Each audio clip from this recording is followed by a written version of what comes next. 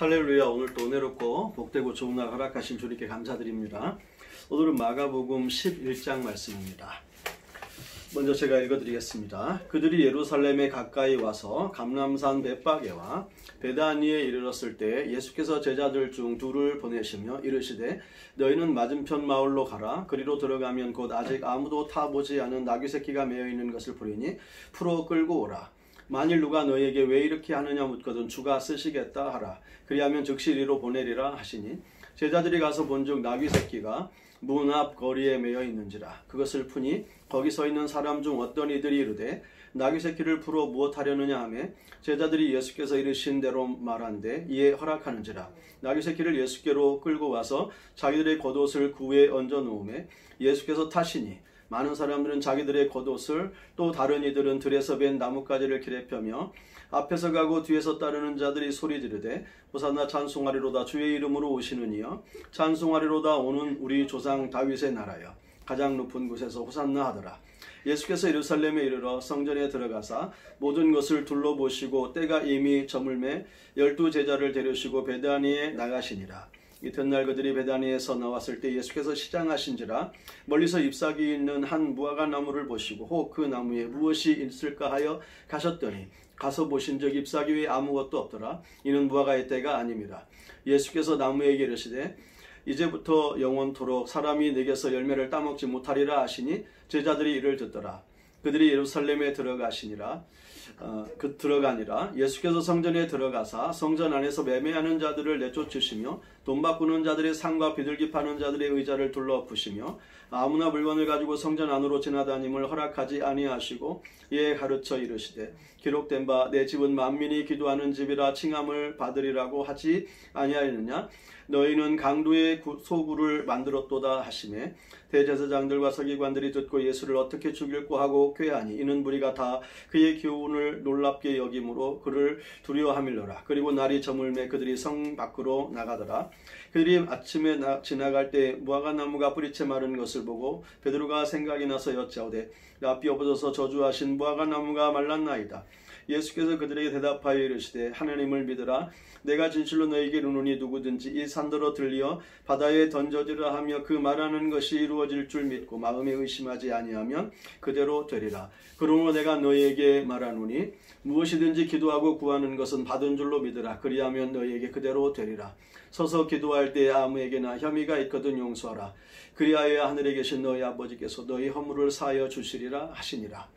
그들이 다시 예루살렘에 들어가니라. 예수께서 성전에서 거니실 때 대제사장들과 서기관들과 장로들이 나와 이르되 무슨 권위로 이런 일을 하느냐. 누가 이런 일할 권위를 주었느냐. 예수께서 이르시되 나도 한 말을 너희에게 물으리라. 대답하라. 그리하면 나도 무슨 권위로 이런 일을 하는지 이르리라. 요한의 세례가 하늘로부터냐 사람으로부터냐 내게 대답하라. 그들이 서로 의논하여 이르되 만일 하늘로부터라 하면 어찌하여 그를 믿지 아니하였느냐 할 것이니 그러면 사람으로부터라 할까 하였으나 모든 사람이 요한을 참 선지자로 여김으로 그들이 백성을 두려워하는지라.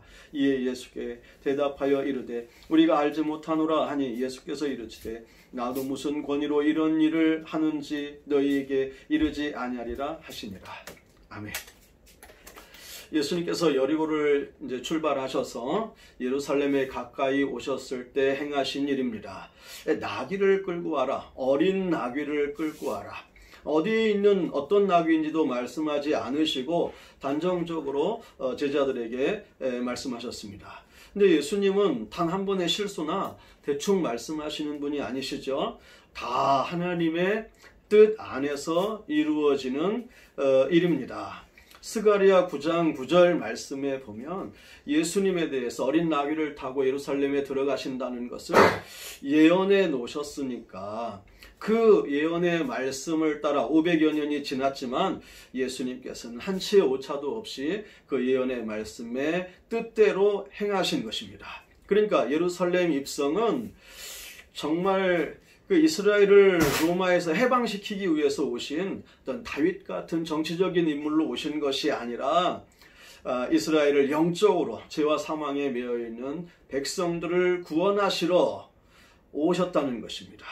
그래서 예수님은 고난 받으시고 십자가에 죽으시는 겸손한 어린 나귀 같은 그런 왕이셨던 것이지요. 우리도 신앙생활을 할 때 여기 좀 말씀을 통해서 좀 조심해야 될 부분이 있습니다. 우리의 소원을 이루려고 신앙생활에서는 안 됩니다. 하나님의 뜻이 무엇인지를 알고 내가 순종하는 것, 이것이 진정한 바른 신앙생활입니다. 또 주가 쓰시겠다 하라, 어린 나귀를 쓰신 그 예수님의 모습을 보면서 야, 이 어린 쓸모없는 나귀조차도 예수님은 쓰시는 분이시구나. 그러니까 사실은 예수님께서 이 땅에 쓸모없는 것이 없다고 말씀하시죠. 예수님 다 친히 처음부터 끝까지 마태복음 6장에 보면 새 한 마리도 풀 한 포기까지도 하나님 먹이시고 입히신다고 하셨습니다. 너희들은 이것들보다 더 귀하지 아니하냐. 하나님의 사람들, 하나님은 우리를 그렇게 사랑하십니다. 하나님 우리를 그렇게 정말 귀한 존재로 보십니다. 여러분, 정말 우리가 절대 무시당하거나 가벼워져서는 안 됩니다. 미국의 흑인들이 이게 차별받고 있는 흑인들이 생각이 나네요. 또 아무튼 또 우리를 쓰시기 위해서 하나님 우리를 부르셨습니다. 디도서 2장 14절에 선한 일을 열심히 하는 자기 백성이 되게 하려고 우리를 죄에서 건져내셨다. 자기 백성 삼으셨다. 이렇게 말씀하십니다. 오늘 또 우리가 어린 나귀같이 쓰임받아야 됩니다. 내가 아니라 예수님을 모시는 나귀. 그러니까 우리는 무명의 나귀가 되는 것이고 예수님 나의 등에서 찬송과 영광을 만백성을 통해 받으시옵소서.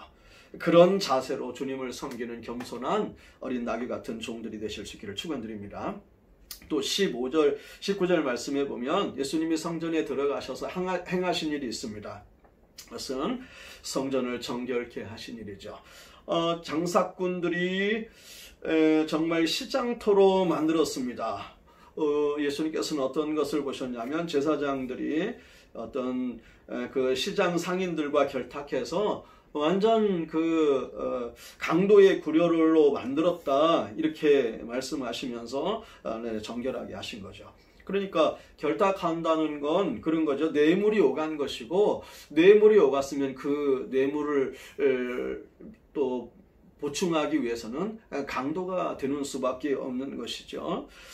그래서 정말 주님께서는 이것을 매우 싫어하시면서 하나님의 집인데 어떻게 어떤 장사꾼들의 시장터처럼 강도의 구렬로 만들 수 있겠느냐 책망하신 겁니다. 또 성전은 어떤 곳이 되어야 하는지 말씀하셨습니다. 기도하는 집이라고 말씀하셨습니다. 그러니까 기도해야 되고 그만큼 정말 정결해야 하는 것이 성전이어야 한다는 것입니다. 그런데 뭐 성전은 예루살렘에 있는 성전을 말하는 게 아니죠. 오늘 우리의 심령이 성전이죠.